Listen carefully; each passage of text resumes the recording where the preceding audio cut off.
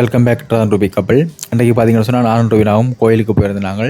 என்ன கோயில்னு சொன்னால் இலங்கையினுடைய யாழ்ப்பாணம் மாவட்டத்தில் இருக்கிற தொண்டமனாறு செல்வச்சன்னதி முருகன் ஆலயத்துக்கு தான் வந்திருந்தாங்க. நீண்ட நாளாக எனக்கு ஆசையாக இருந்தது. அந்த தொண்டமன் ஆற்று இருக்குத்தானே, அதில் ரங்கி குளிக்கணும்னு சொல்லி ஆசையாக இருந்தது. அப்போ நான் வந்த கையோடையே முதலாக போன இடம் அந்த ஆற்று பகுதியான. அப்போ ஆற்று பகுதியில் இறங்கி குளிச்சிட்டேன். இப்போ குளிச்சுட்டு வெளியில் வந்து நிற்கிறேன். அதுக்கு பிறகு ஒரு போட் ஒன்று பக்கத்தில் போட்டிருந்தது. இங்கே முதலைகள் இருப்பதாகவும் உங்களுடைய உடைமைகளுக்கு நீங்களாம் பாதுகாப்புன்னு சொல்லி போட்டிருந்தது. அப்போ முதலைகளிலிருந்து பாதுகாப்பு பெறதுக்கான பக்தர்கள் குளிக்கிறதுக்காகவே பிரத்யேகமாக ஒரு இடம் ஏற்பாடு செய்யப்பட்டிருந்தது. ஒரு குறிப்பிட்ட பகுதி மட்டும் அடைக்கப்பட்டிருந்தது, நெட்டால் அடைக்கப்பட்டிருந்தது. அப்போ பாதுகாப்பான ஒரு இடம் தான். நாங்கள் தங்கி வழியாக பயமில்லாம் குளிக்கலாம். அதுக்கு பிறகு அந்த பாலம் ஒன்றுக்கு மரகரையில் இருக்கிற ஆக்கள் இந்த பாலம் ஊடாக ஆலயத்துக்கு வருகிறது பழமை. அப்போ அந்த பாலம் நல்ல வடிவாளாக இருந்தது. ஏறி பார்ப்போம்னு சொன்னால் நேரம் பத்தா போயிட்டு தான் நாங்கள் அப்படின்னா கோயிலுக்குள்ளே வந்துட்டேன். நான் கோயிலுக்குள்ளே வந்துட்டேன். அதுக்கு பிறகு அந்த அர்ச்சனை பொருட்களை வேண்டுறதுக்காக அந்த கடைக்கு போயிருந்தாங்க. அந்த ஆலய வளாகம் முழுவதுமே அர்ச்சனை தட்டுகள் வைக்கிற கடை இருந்தது. இப்போ தேங்காய், வாழைப்பழம், வெத்திலை அப்படின்னு சொல்லி பட்டுக்கள் எல்லாம் வைக்கப்பட்டு அர்ச்சனை தட்டு ரெடி பண்ணி வச்சிருக்கணும். 450 ரூபா, 500, 600 சொல்லி ஒரு விலைக்கு ஏற்ற மாதிரியான பொருட்கள் அங்கே விற்கப்பட்டிருக்கு. இப்போ நாங்கள் வீட்டிலிருந்து கூட அர்ச்சனை பொருட்கள் கொண்டு போகலாம். ஆனால் கொண்டு போக முடியாதாக்கள் இப்படியான இடங்களில் வந்து நீங்கள் அர்ச்சனை பொருட்களை வேண்டி நேரடியாகவே அர்ச்சனை செய்யலாம். பாருங்கள், நிறைய அர்ச்சனை தட்டுக்கள் இருக்குது, பெட்டியில் இருக்குது, பிளாஸ்டிக்கில் இருக்குது, இப்படி நிறைய வகைகள் இருக்குது. உங்களுக்கு விருப்பமானதை நீங்கள் வேண்டி முருகனை வந்து வழிபாடு செய்யலாம். இப்போ நாங்கள் நிற்கிறது தொண்டமனாறு செல்வச்சன்னதி முருகன் ஆலயத்தினுடைய கிழக்கு பகுதியில் தான் நானும் நான் இப்போ ஆலயத்துக்குள்ளுக்கு நுழைந்து கொண்டிருக்கிறோம். இப்போ நான் வெளியே வந்தே இப்போ குளிச்சிட்டோம். இப்போ குளித்த அப்புறம் தான் அர்ச்சனை பொருட்களை வேண்டி கொண்டு ஆலயத்துக்குள்ளே வரோம். இப்போ நாளைக்கு தேரண்டபடியால் தேர் கொட்டகைகள் இப்போ 2 பக்கமுமே அந்த கதவுகள் அகற்றப்பட்டு இப்போ தேர் ஆயத்த பணிகள் நடைபெற்று கொண்டிருக்கிறது. பார்த்திங்கன்னு சொன்னால் அப்படி நல்ல அழகான தேர். நாளை தினம் முருகப்பெருமான் இதில் காட்சி தருவார். நாங்கள் பார்க்கலாம், தேர் எடுக்கலாம். நாளைக்கும் ஆலயத்துக்கு வரணும்.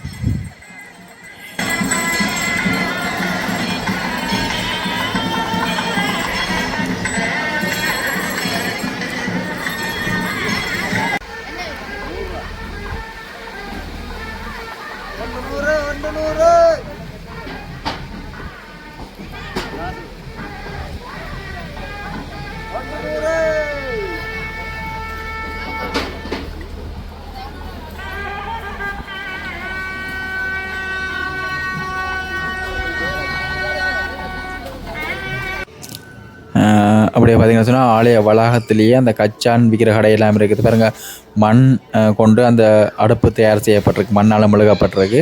கச்சான் அப்படி வரைக்கிற மட்டும் பார்த்திங்களா, அப்படியே நேரடியாக கச்சான் வரத்தை உடனே விற்பனை செய்து கொண்டிருக்கணும். ஒரு வினா கச்சான் வேண்டி கொண்டிருக்கிறாங்க.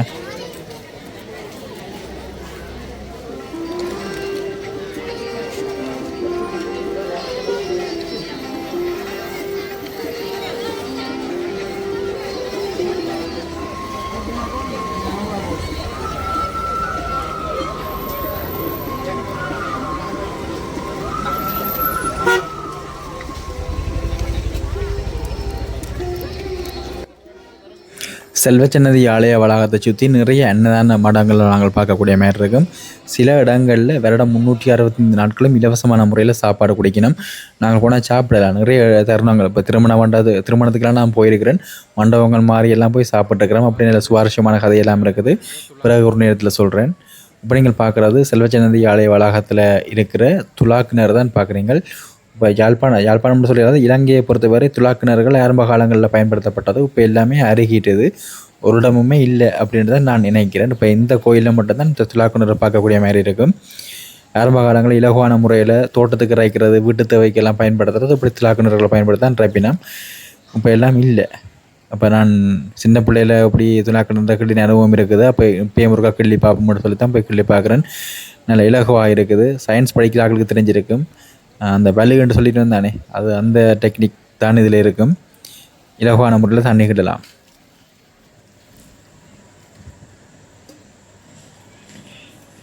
நல்ல ஒரு அனுபவம் இந்த ஆலயத்துக்கு நான் வந்தது. அப்படியே நாங்கள் ஆலய முன்வீதிக்கு ஒருக்கா போக போகிறோம். ஆலய முன்வீதியில் பாருங்க, நிறைய பக்தர்களை காணக்கூடிய மாதிரி இருக்குது. அர்ச்சனை தட்டு வேண்டிட்டோம். அடுத்து நாங்கள் அர்ச்சனை செய்கிறதுக்கான அந்த அர்ச்சனை சீட்டு இருக்குது தானே, அதை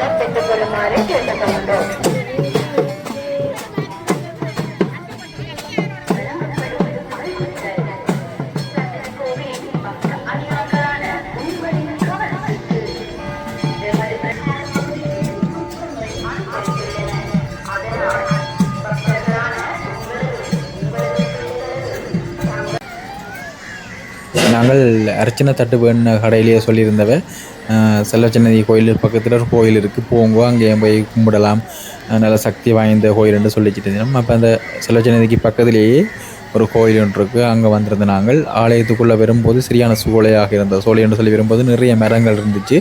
மத்தியான நேரம் வந்தபடியால் அந்த இடங்களுக்கு நல்ல ஒரு குளிர்மையாக இருந்தது.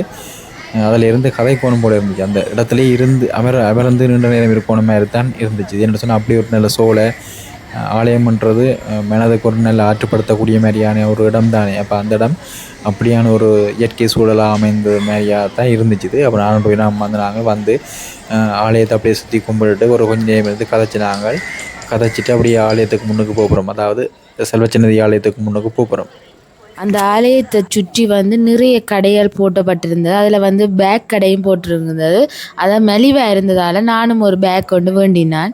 இந்த பேக்கோட விலை 1000 ரூபா தான். ஆனால் நல்ல பேக்கு 5 சிப்பு கிட்ட கிடந்தது. அப்போ நான் வேண்டினான் 1000 ரூபா. நிறைய கடைகள் இருக்குது, துணிக்கடை, விளையாட்டு சாமான் கடை, மற்றது மண்பாட்ட கடைகள், இப்படி நிறைய கடை கிடக்கு. நீங்கள் பார்த்து வேண்டலாம்.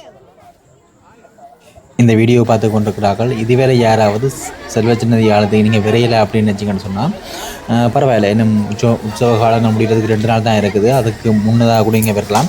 இல்லாட்டி அதுக்கு பிறகு உங்களுக்கு நேரம் இருந்தால் கூட நீங்கள் இந்த ஆலயத்துக்கு வந்து வழிபாடு செய்யலாம்.